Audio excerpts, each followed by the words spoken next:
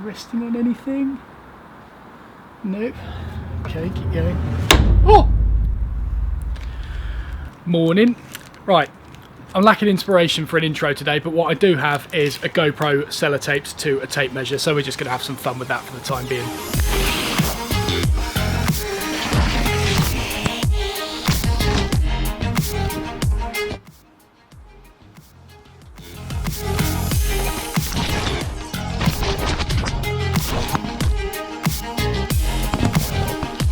Yeah, I'd imagine that intro was probably more nauseating than it was cool, but yeah, this is shocking, isn't it? I haven't really paid much attention to it. It just, oh dearie me. Yeah, I'm not maintaining this. I'm just going to see how bad I can get it throughout quarantine. It's not good at all. Anyway, I should probably start building a box, shouldn't I? Ah. 1 foot there, 1 foot there. Box! I'm going to break my ankle here Sunday. I know I am. Don't know why I'm trying to go for the handheld shots today. Maybe I'm just feeling it. I'm trying to do something different with each video, and I am slowly running out of ideas in this limited garden.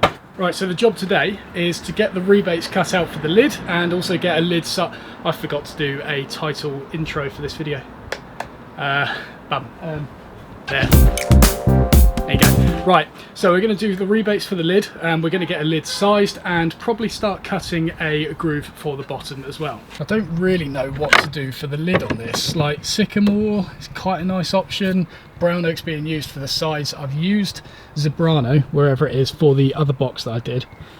Damn, this is really dark here. Acacia, I think it's going to look a bit too gnarly for this. I've just remembered I've got some veneer. Right, here we go. What we got? So, Thor, that's not going to be big enough. Not going to be big enough. Right, let's filter out all the ones that are big enough. Right, these are the options. Tamo ash.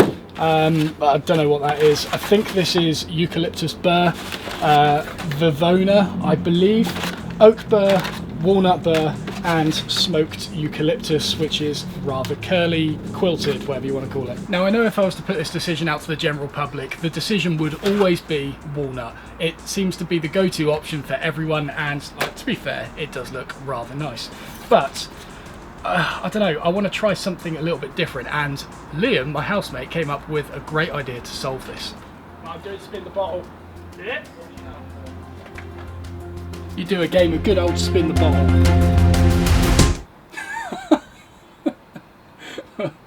Well, that settles it. For this, I try and do something different, try and do something fun. Right, now normally what you'll do with veneering is you will get a piece of MDF and then, or maybe even plywood or something like that, piece of MDF, and then lip it in solid wood to start with like mitered corners and stuff, kind of like making a picture frame around the MDF and stuck to the sides. Then you stick the veneer on top of that. This allows you to make a piece of material look like it's made of solid wood, and even the edges, like when they get dents and stuff, it looks like it's made of solid wood because it's not breaking through to MDF. However, in this case, I'm simply going to stick it onto a solid piece of walnut either side to ensure that the piece of walnut doesn't bow through the tension of this veneer and the glue and all that that's on it. If you just do it one side, then it might cup. If you do it both sides, then hopefully that will balance out. Now, this kind of goes against the point of using veneer, because the advantage to this is that you can make a piece of MDF look like £1,000. You stick that on top, you lip the edge with solid wood, and voila, it looks like a solid board of fancy material. But the fact that I'm sticking it onto a solid piece of material and actually hiding what's underneath kind of negates that advantage. The other advantage to using MDF is that it's perfectly stable. It's not going to cup, it's not going to bow, and you know, it might swell from time to time, but it's definitely not subject to movement as much as solid wood is. So it's a little bit of a risk doing this with such a nice piece of wood like this, but it's something I haven't tried before, but it's something they used to do back in the old times before MDF existed. You'll see a lot of old pieces that were veneered straight onto solid wood, and they still stand today. So we're going to take a page out of their book and give this a go. Now, with this lid, I've got two options. I've got the one that I did on the first box where the lid was completely inset and you pull it from the top, or there's the second option where I've got the little pull out the front where you lift it like that. I preferred the look of the pull. I think it kind of completed the box better, but in this case, where I'm going to have veneer hanging over the edge like that, that edge is going to be subject to chipping over time, especially as you get your finger under it and lift it up every now and then. So for this design, I'm going to have the veneer completely inset within the box and then a handle separate to it so that the corners are less likely to be chipped over time. It also means I get to do some funky design with the handle on top of the box that ties in with the rest of it. Oh, and on the note of the theme of the box, I saw loads of comments in the last video saying don't bother to facet the edges in case I uncover any of those undercuts that I had on here. I take in your suggestions. I fully agree with you, but that's not going to stop me from doing it. I think this will look so much better if it is faceted, and I'm willing to take the risk of some big gaps being exposed by making this look better. If they do get exposed, I reckon I could fix them somehow. Yeah, it's a big old risk. I don't really know what's going to happen. I probably won't be able to do it in this episode, but it'll definitely be one of the subsequent episodes that we get round to faceting these edges. Anyway, shut up, Matt. Let's get jigsawing.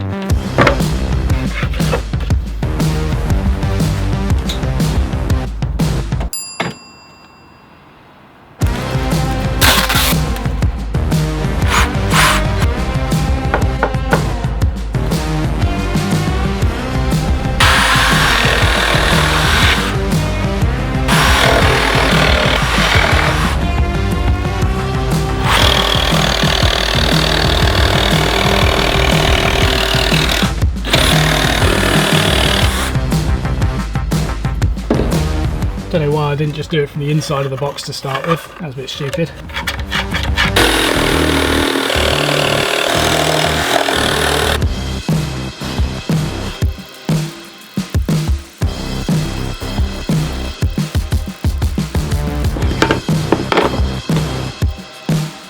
Right, whose stupid idea was it to brand the channel in black attire and then work on quite possibly one of the hottest days of the year in the garden? Stupid.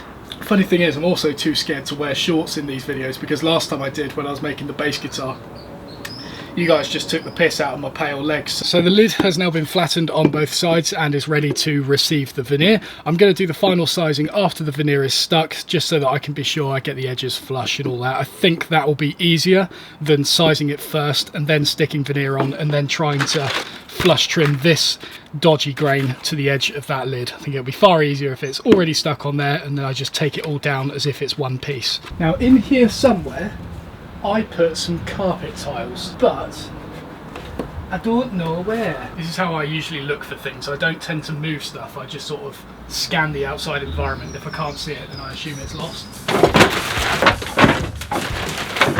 Ah, there it is. Yes.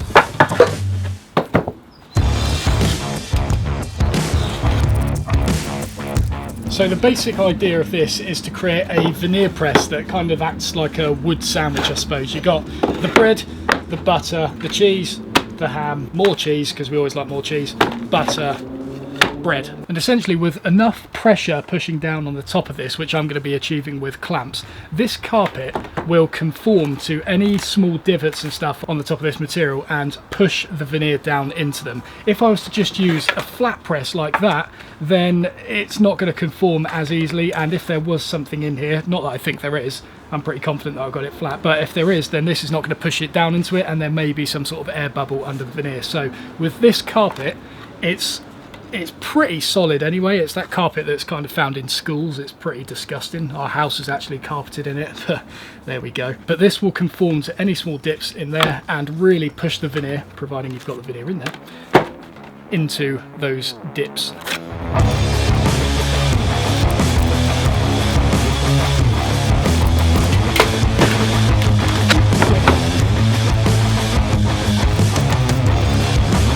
And if you can see it in there, let's just bump this up, that is proper mushed down in there. That's very good. So I know a lot of you may be thinking, should I flatten this before trying to press it? And with some veneers, I would try and flatten them, especially if they're quite brittle, but this walnut one is pretty damn flexible. Like, I think a lot of these will just press down quite easily and stay put. It's veneers that are more brittle that you want to be more careful with. You don't just sort of want to force them into a board below when they don't want to. You want to make sure that you soften the wood first, press it flat, and then press it down onto the substrate below immediately afterwards. But like I say, with this one, it's pretty flexible. We should be okay. So normally I would use Cascamite for veneering because I just find that the open time is really nice, and it's I don't know, it's just nice for veneering, but we're going to be using Type 2 for this because it's what I have available. You can see that I've taped off the carpet to prevent any wood from sticking to it, and also it holds the carpet in place so that I don't have too much slippage within the clamps. Right, let's go for it.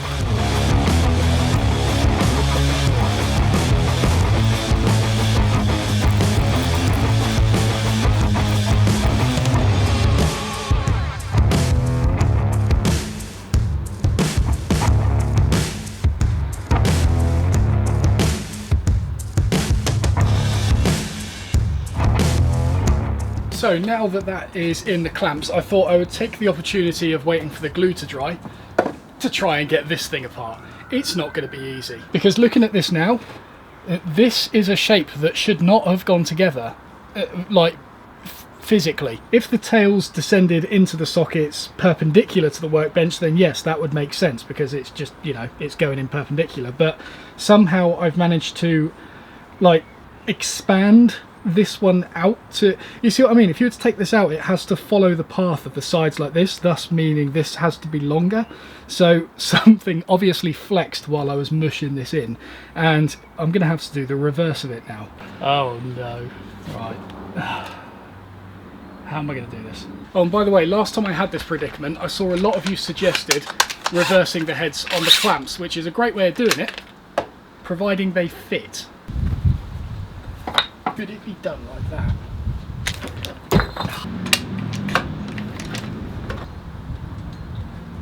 What's that left? It's just pushing the workbench off the legs. Now I could get around this by clamping the top down into the workbench below, but that's where all my clamps are at the moment. This is one of those things that I'm hoping just by looking at it for long periods of time it'll just fix itself. Right, new idea. This is how I got the legs out of my workbench when I was dry fitting them while making it, because they were properly wedged.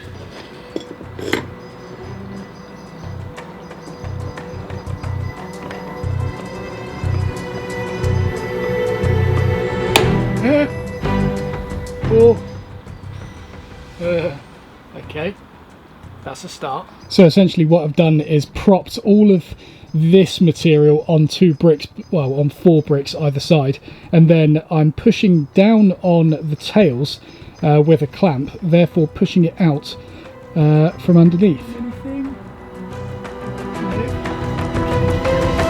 Oh! Okay. Okay, that's good. Get out. Come on.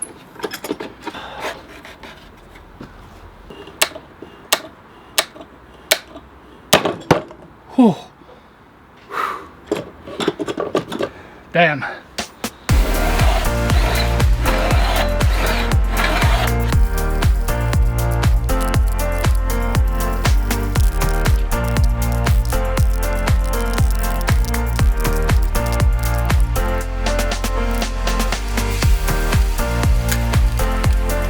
I'm Matt. What's my man's next million? What are you ordering? Mirror! Question is, does he remember what he's ordered? I think I know what this is. Yeah. Oh, bob, bosh, bosh, bob. Bob, bosh, bosh, bob. Right, I just got a package. Very nice. New Bosch blade. Oh. This one I'm excited about because I've never owned one of these before. Oh. Impact driver with a socket bit attachment. It's pretty damn cool. And this is the one that I'm looking forward to. An 18 volt mitre saw. This isn't going to be a full unboxing video. I'll do the review and stuff later and get some use in, but I just want to get it unboxed now, and I thought I'd share the moment with you.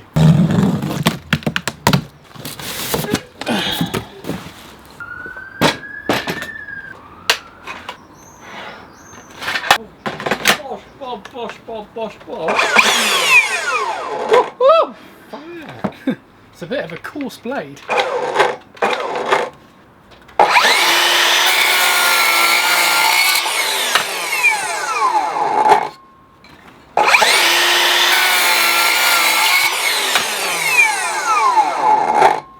pretty good, but we're going to try it with the other blade now. Much nicer. That one on the left is the one that I just cut. One on the right is the one that was done with the stock blade that come with it. Obviously this will be good for like general construction and stuff like that, but where we require a finer finish and stuff, this is going to be for me. Just my luck that I received this after hand planing compound angles on the end of a piece of material. Just my luck. Anyway, back to this fun stuff.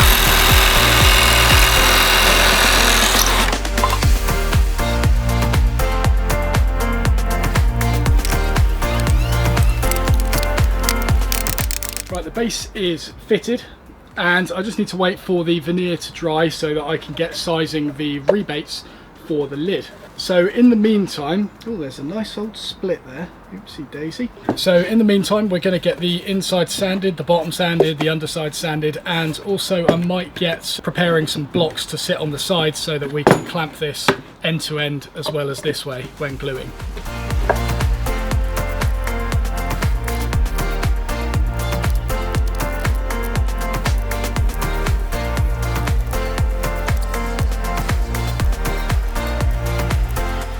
Right, these are all sanded up to 180, about as high as I would normally go for oak. Don't really need to go much higher than that. I should probably take that out the clamps now. It's very, very hot out here today, so I'm thinking the glue is probably hardened quite nicely. The beads have definitely got quite a hard skin over them in here. It's probably been about 2.5 hours by now, so yeah.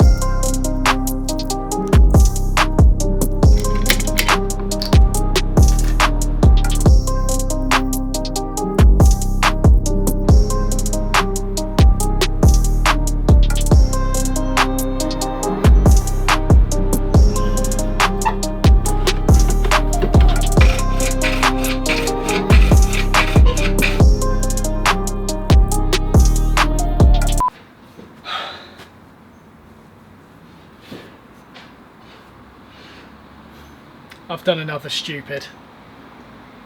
So flashback to when I was cutting the piece of walnut to size to make the lid. Firstly, I traced around the outside of the box to do so, and then I thought, well, why am I bothering doing that? I might as well trace around the inside of the box to make it closer to the finished size of the lid. Forgetting to account for the fact that if you want a rebated lid, you kind of need enough material to make an actual rebate on the edge of the lid. Oh, what a plonker. That's definitely up there with one of my stupidest mistakes. Definitely up there. And I've had some pretty good ones in the past, but that's oh, it was such a nice bit of walnut. Oh. So there's 3 ways I can see myself getting out of this. First one, make an entirely new lid, which to be honest is going to be the last resort. I really don't want to do that. Second option is to actually stick a border around the edge of this lid, either a lighter material or a darker material. I've got some rosewood over there which might be quite nice and make it look like an intentional frame. In addition to that, the advantage of having a solid wood frame is that the veneer will be less likely to chip up in years to come, because at the moment we do have an exposed edge there, so if this was to catch on something then maybe it could chip off, but also maybe I'm just trying to make excuses. And then the third option is to not do a rebate at all and hope that by cutting angles on the edge of this lid they will sit nicely on the insides of these edges. But I'm not holding out for that to be a good option. I just think by the time that goes in there, the correct way around, I think it's going to be far too easy for that to tip. These sides aren't slanted enough to be able to provide good location. So what I'm going to do instead is leave this one to you guys to figure out. You've been so good in this series at engaging and leaving comments and liking videos throughout the series. It's been really nice, and it's about time that I think you actually get involved with some decision making in this, because I am truly stuck. I've got 3 ideas in my head, but there's thousands of you to help make decisions, and I think at least one of you is going to have a better solution than what I've come up with here. So in the meantime, I'm going to call it there so I can get this video edited, get it out there, and then you guys can start making those decisions. So we're going to end the video now. Thank you very much for watching. If you enjoyed the video, please don't forget to press the like button, subscribe if you haven't already, and don't forget to leave your suggestions in the comments below. I'll see you in the next one.